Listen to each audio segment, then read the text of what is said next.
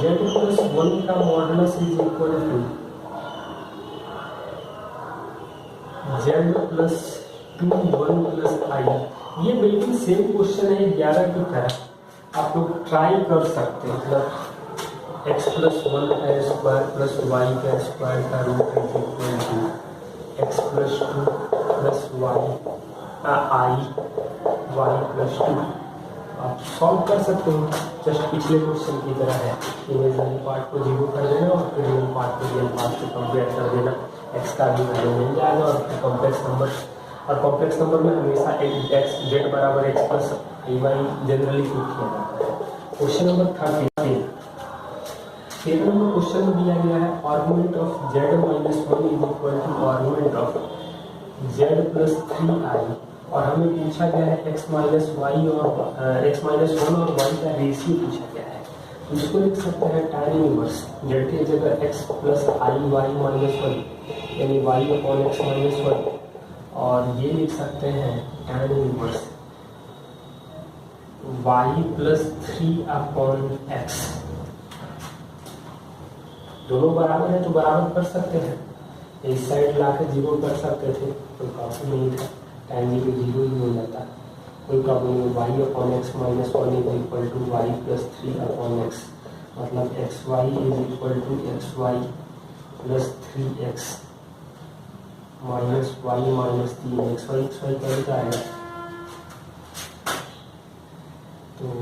ये Y is equal to three X minus तीन common करेंगे तो एक्स माइनस वन, तो एक्स माइनस वन का कॉमन वाई करेंगे तो Z minus two upon Z plus two का जो जेड प्लस थ्री का जो मॉड है वो दो दिया गया है। तो ये सर्कल को रिप्रेजेंट करेगा और इसका रेडियस और सेंटर क्या होगा।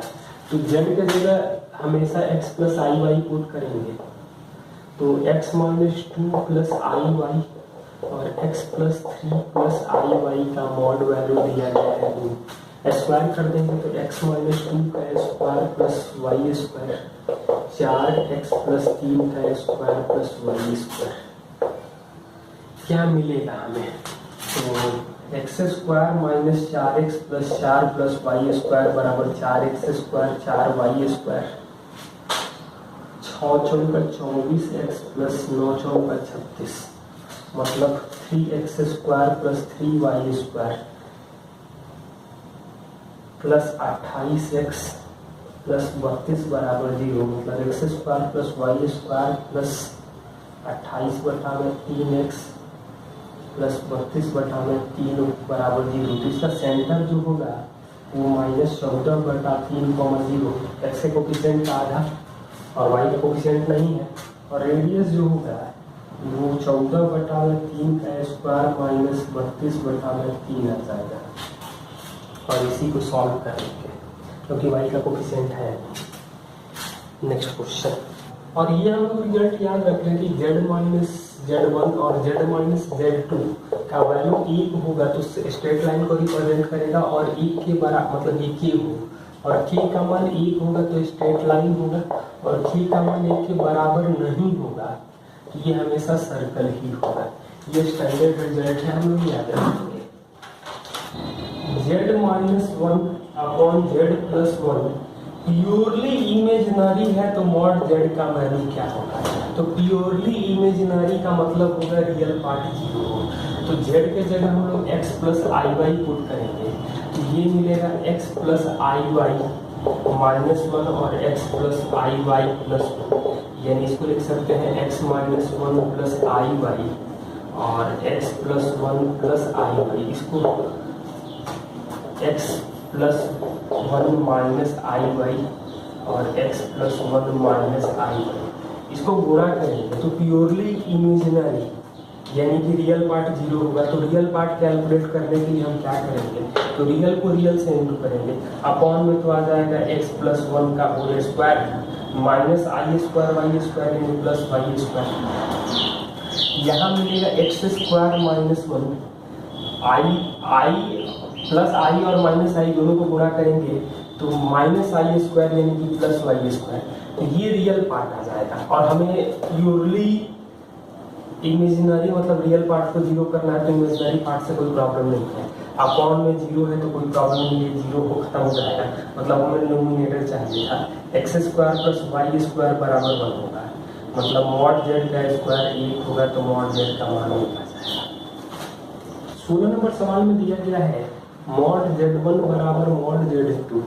और argument of z1 plus argument of z2 बराबर पाई। तो प्रूफ करना है कि z1 जो है वो माइनस z2 का कंजुगेट है। तो एक चीज तो हम लोग लिख सकते हैं कि मॉडुलस बराबर है, इसका मतलब है कि z1 is equal to r cos theta 1 plus i sin theta 1, मतलब और z2 जो आएगा वो r मॉडुलस उसका भी r ही रहेगा cos theta 2 plus i sin theta 2, और इसका आर्गुमेंट तो थीटा 1 और थीटा 2 होगा, मतलब थीटा 1 प्लस थीटा 2 बराबर पाई है। तो थीटा 2 का वैल्यू आएगा पाई माइनस, मतलब तो r cos pi minus theta 1 और plus i sin pi minus theta 1, मतलब माइनस को r cos theta 1 plus i sin theta 1, मतलब हम लोग माइनस r, सॉरी ये निगेटिव होगा माइनस r, ये तो माइनस r कॉमन करें तो cos theta 1 minus i sin theta 1 यानी कि माइनस z1 का कंजुगेट। मॉड z1 का वैल्यू 8 है और z2 दिया गया है z2 माइनस 1 और z1 माइनस 1 और z1 प्लस 1। तो इस शो करना है कि z2 का रियल पार्ट 0 होगा,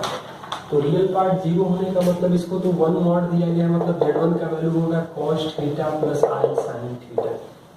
मतलब cos theta plus i sin theta minus 1 और cos theta plus i sin theta plus 1। इसको हम लोग कॉम्प्लेक्स पार्ट एक साथ करके रेशनलाइज करें तो क्या मिलेगा cos theta minus 1 plus i sin theta और cos theta minus 1 plus 1 plus i sin theta,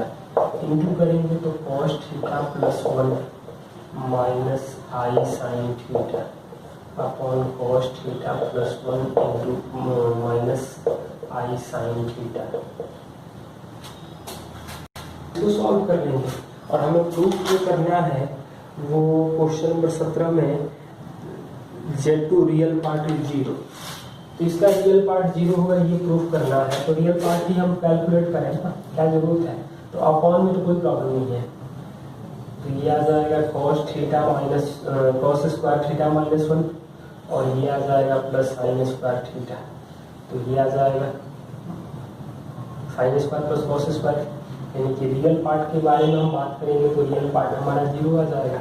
real और कॉम्प्लेक्स को इंटू करेंगे तो रियल पार्ट 0 आ जाएगा, मतलब प्रूफ हो गया। क्वेश्चन नंबर 18,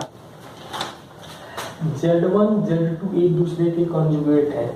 Z3 Z4 एक दूसरे के कॉम्प्लेक्स कॉन्जुगेट है। तो हमसे पूछा गया है argument of Z1 by Z4 plus argument of Z2 by Z3। तो कॉम्प्लेक्स कॉन्जुगेट है, मतलब इसको हम लोग लिख सकते हैं Z1 is equal to r cos theta 1 plus i sin theta 1, मतलब Z2 जो आएगा वो r cos theta 1 minus i sin theta 1 और Z3 आएगा r cos r1 करेंगे r2 cos theta 2 plus i sin theta 2 और Z4 जो आएगा वो r2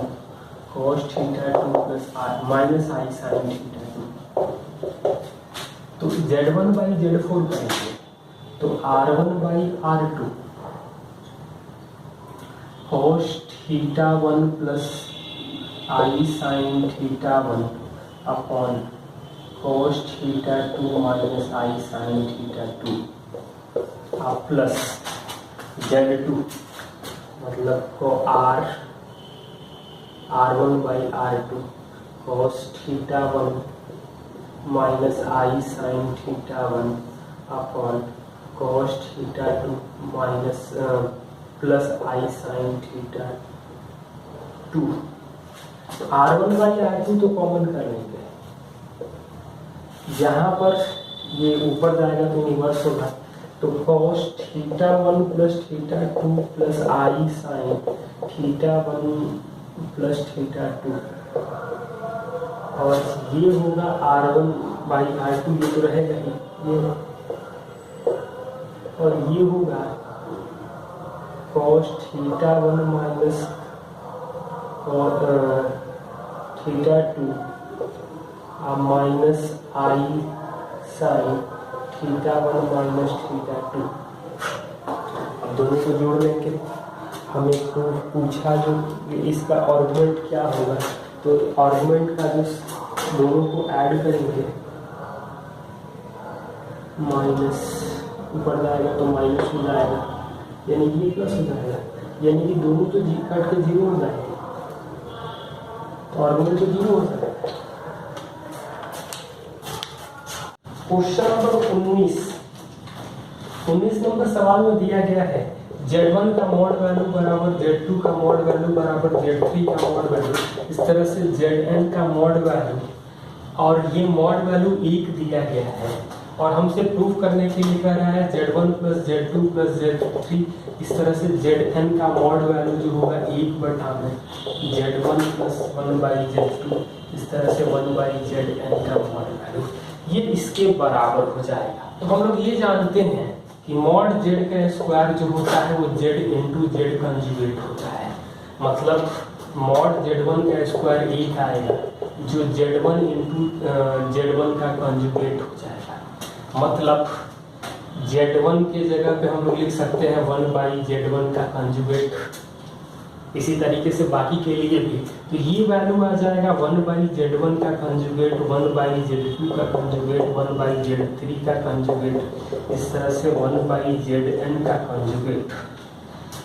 और कंजुगेट है तो मतलब 1/Z1 का कंजुगेट है, इसको 1/Z1 टोटल कंजुगेट लिख सकते हैं, तो सबका कंजुगेट हो जाएगा। और A प्लस बी का कंजुगेट जो आता है वो A conjugate plus B conjugate, उसी टाइप से सबका कंजुगेट हो जाएगा, मतलब 1/Z1 plus 1/Z2 plus 1/Z3, इस तरह से 1/Zn के कंजुगेट का मॉड, और Z का मॉडुलस हो या Z कंजुगेट का मॉडुलस हो या IZ का मॉडुलस हो या माइनस IZ का मॉडुलस हो या माइनस Z का मॉडुलस हो, मॉडुलस में सारे वैल्यू सेम होते हैं, यानी इसका कंजुगेट करेंगे तो ये आ जाएगा।